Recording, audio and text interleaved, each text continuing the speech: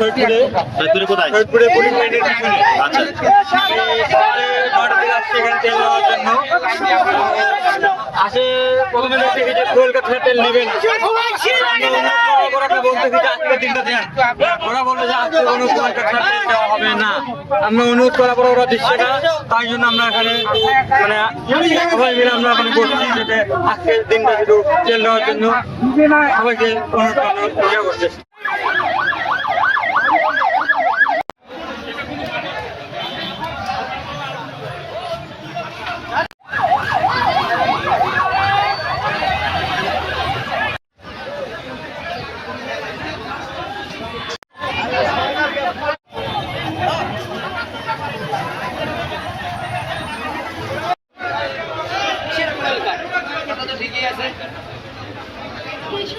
কৃষি কার্ড দিচ্ছে